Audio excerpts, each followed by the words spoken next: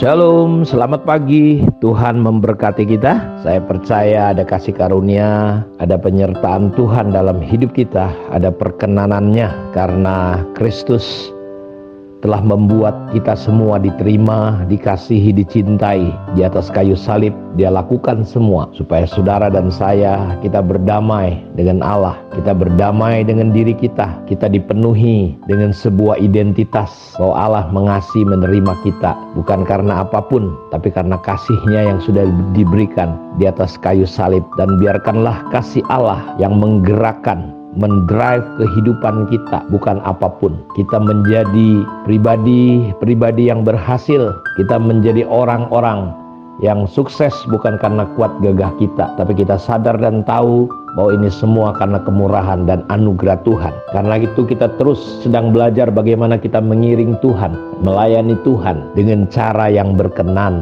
kepada Dia dan dihormati oleh manusia. Dan itu terjadi ketika kita digerakkan, kita pindah dari pandangan-pandangan, cara-cara hidup yang didasari oleh perkara-perkara lahiriah, makan, minum, pencapaian, hal-hal yang luar biasa menurut dunia ini. Tetapi kita betul-betul bergerak berdasarkan kerajaan Allah yang bukan cerita makan minum, tapi cerita tentang damai sejahtera, sukacita, kebenaran di dalam Roh Kudus. Dan ini yang kita kejar, ini yang kita fokuskan hidup kita untuk membangun bagaimana hidup kita digerakkan oleh Roh Kudus, sehingga kita mengejar apa yang mendatangkan damai dan sejahtera, apa yang membuat kita bisa menjadi pribadi-pribadi, menjadi pembangun bukan peruntuh, menjadi orang-orang yang meneguhkan, menjadi orang-orang yang bisa menghibur dengan perkataan kita, tindakan kita. Paulus berkata, kalau aku terlambat datang kepada Timotius, dia berkata, sudahlah orang harus tahu bagaimana hidup sebagai keluarga Allah. Sudahlah orang harus tahu bagaimana hidup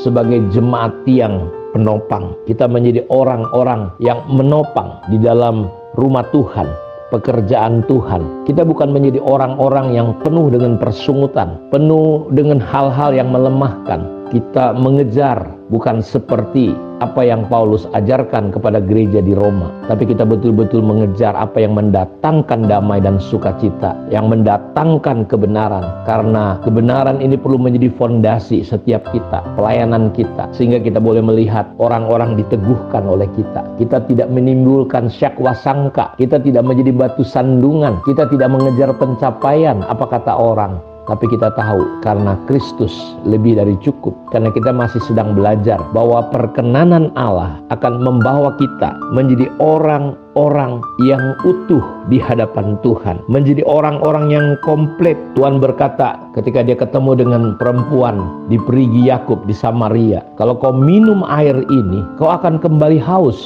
Tetapi kalau kau minum air yang kuberikan, ini akan membawa engkau kepada satu kondisi di mana hatimu akan puas sampai pada kekekalan. Biarlah Kristus lebih dari cukup dalam hidup kita. Biarlah Kristus menjadi yang utama lebih daripada apapun, karena Dia adalah segala-galanya. Dia lebih. Karena itu Yesus pernah berkata, apalah artinya seisi dunia kau miliki kalau nyawamu, jiwamu binasa? Gak ada gunanya. Kristus lebih daripada dunia ini. Karena itu ketika iblis coba menipu, dia berkata, kalau kau sembah aku, kuberikan dunia ini dengan semuanya, dengan segala keindahannya. Saudara, Yesus menolak itu karena keselamatan, rencana Allah. Allah jauh melebihi apapun. Karena itu kita perlu menjadi pribadi-pribadi yang utuh. Apa yang dimaksud menjadi pribadi yang utuh?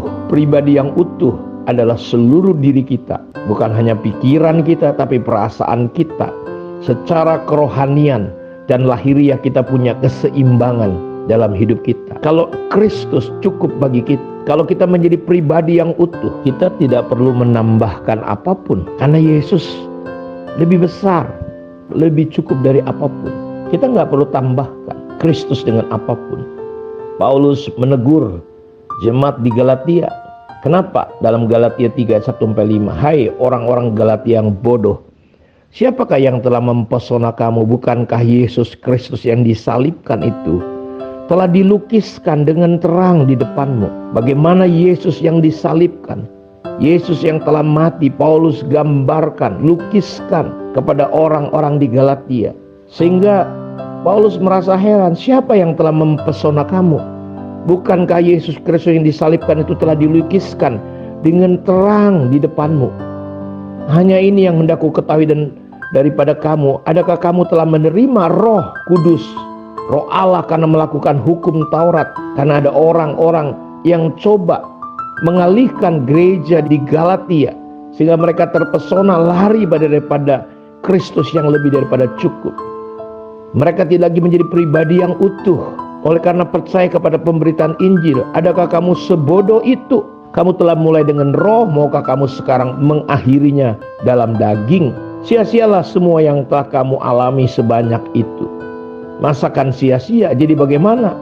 Sekarang apakah Ia yang menganugerahkan roh kepada kamu dengan berlimpah-limpah dan yang melakukan mujizat di antara kamu berbuat demikian karena kamu lakukan hukum Taurat atau karena kamu percaya kepada pemberitaan Injil? Kita lihat ketika kita terpedaya seolah-olah Yesus yang tersalib itu masih belum cukup, anugerah Allah masih belum cukup.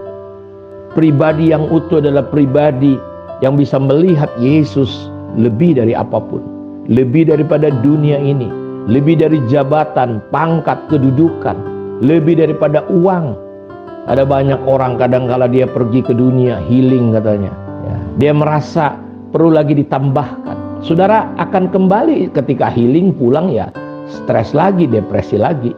Orang-orang yang gak utuh dia akan cari, berusaha bagaimana dia dihargai, ya, dia akan mengejar banyak hal supaya dia bisa dipandang, bisa dilihat katanya. Kenapa?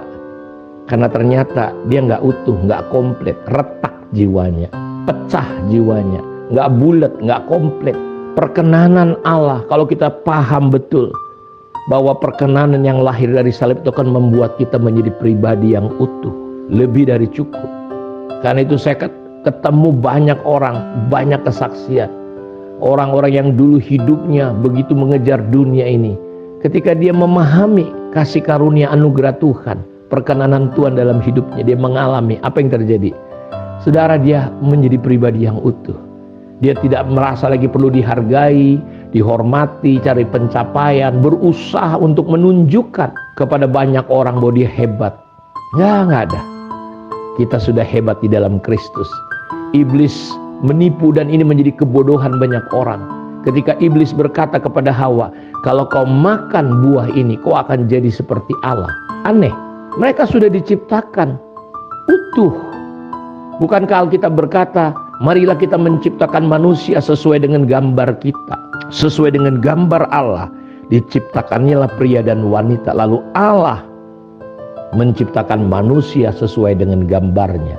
Sesuai dengan gambarnya manusia diciptakan. Kita lihat, manusia sudah sama seperti Allah, segambar dengan Allah. Tapi lihat iblis menipu, mencari celah, seolah-olah manusia itu harus melanggar, melawan Tuhan, berperkara, memberontak sama Tuhan.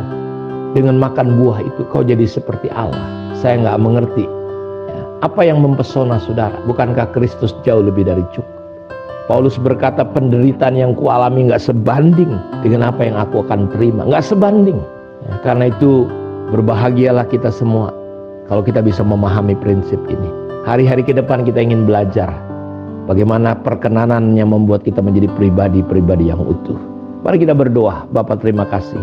Berkati semua umat-Mu dimanapun mereka berada. Lawat, tolong mereka semua Tuhan. Supaya hari ini kami bisa melihat Engkau lebih dari apapun. Sehingga kami harus melihat bahwa kami harus menjadi pribadi yang utuh. Perkenanan-Mu jauh lebih dari apapun.